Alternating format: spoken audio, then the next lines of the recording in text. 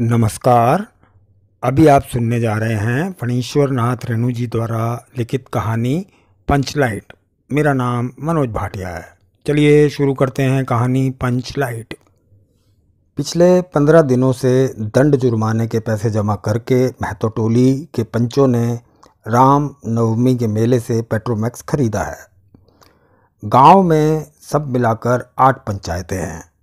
हर एक जाति की अलग अलग सभा चट्टी है। दरी, जाजिम, सतरंजी और पेट्रोमैक्स हैं। पेट्रोमैक्स जिसे गांव वाले पंचलाइट कहते हैं। पंचलाइट खरीदने के बाद पंचों ने मेले में ही तय किया 10 रुपये जो बच गए हैं इससे पूजा की सामग्री खरीद ली जाए। बिना नेम टेम के कल कब्जे वाली चीज़ का प्रारंभ नहीं करना चाहिए। अंग्रेज़ बहादुर तक के राज में भी पुल बनाने से पहले बलि दी जाती थी। मेले से सभी पंच दिन दहाड़े ही गांव लौटे। सबसे आगे पंचलाइट के डिब्बे के साथ कुछ नौजवान थे और उनके पीछे सरदार, दीवान और पंच वगैरह। गांव के बाहर ही ब्राह्मण टोले के फुटंगी झा ने टोक दिया, कितने में लालटेन खरीदे हो महतो? देखते नहीं पंचलाइट है। बामन टोली के लोग ऐसे ही ताप करते हैं। अपने घर की डिबरी को भी बिजली बत्ती कहेंगे और दूसरों के पंचलाइट को लालटेन। टोले भर के लोग जमा हो गए। औरतें, मर्द, बूढ़े, बच्चे सभी कामकाज छोड़कर दौड़े आए। चल रे चल चल चल चल चल, अपना पंचलाइट आया, चल चल चल पंचलाइट आया है। छड़ीदार अग्नू महतो रह रहकर लोगों को चेतावनी देने लगा, हाँ हाँ दूर से, जरा दूर से, छुआछूत मत करो, छू छू छू छू मत करो, ठेस ना लगे, गिर ना जाए, दूर हो जाओ थोड़ा सा। सरदार ने अपनी स्त्री से कहा, सांझ को पूजा होगी, जल्दी से नहा धोकर चौका पीढ़ी लगाओ। टोले की कीर्तन मंडली के मूल गैन ने अपने भगतिया पचक्कों को समझाकर कहा, देखो आज पंचलाइट की रोशनी में कीर्तन होगा। बेताले लोगों से पहले ही कह देता हूँ, यदि आज आखिर धरने में डेढ़ बेड़ हुआ तो दूसरे दिन से एकदम बेकाट। औरतों की मंडली में गुलरी काकी गोसाई का गीत गुनगुनाने लगी। छोटे बच्चों ने उत्साह के मारे बेवजह शोरगुल मचाना शुरू किया। सूरज डूबने के 1 घंटे पहले से ही टोले भर के लोग सरदार के दरवाजे पर आकर जमा हो गए।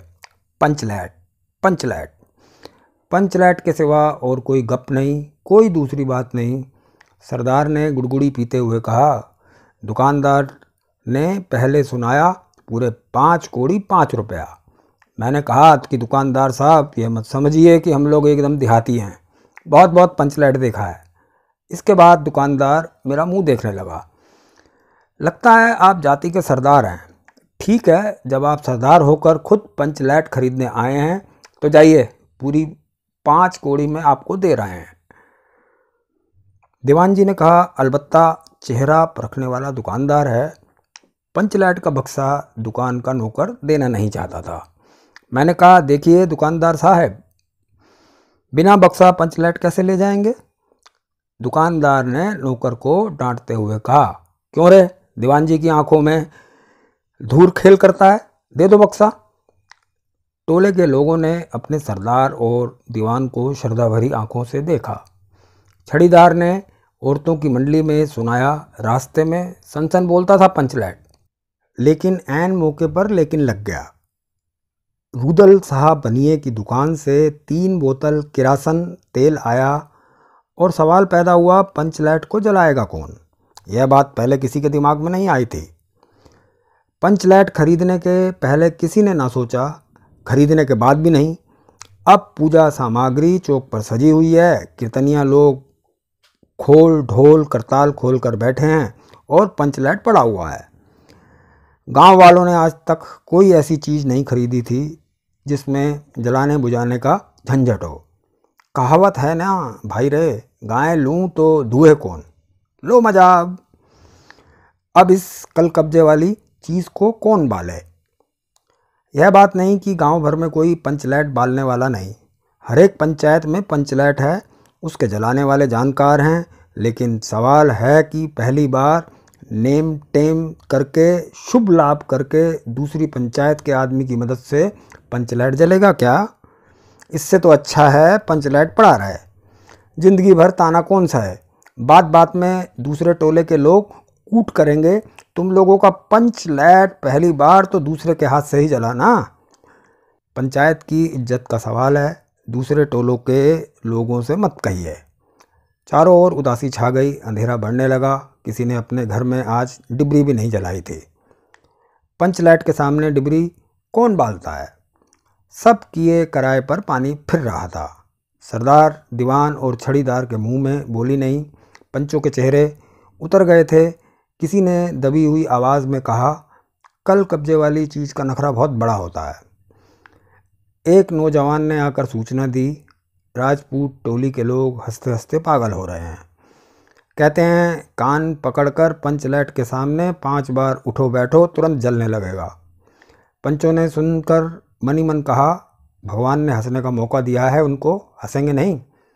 एक बूढ़े ने आकर खबर दी, रूदल साहब बनिया भारी बतंगड़ आदमी है, कह रहा है पंच लाइट का पंपू ज़रा होशियारी से देना। गुलरी काकी की बेटी मुंडरी के मुंह में बार बार एक बात आकर मन में लौट जाती थी। वह कैसे बोले? वह जानती है कि गोधन पंच लाइट बालना जानता है, लेकिन गोधन का हुक्का पानी पंचायत से बंद है। मुंडरी की माँ ने पंचायत से फरियाद की थी कि गोधन रोज़ उसकी बेटी को देखकर सलम सलम वाला सलीमा का गाना गाता है, हम तुमसे मोहब्बत करके सलम। पंचों की निगाह पर गोधन बहुत दिन से चढ़ा हुआ था।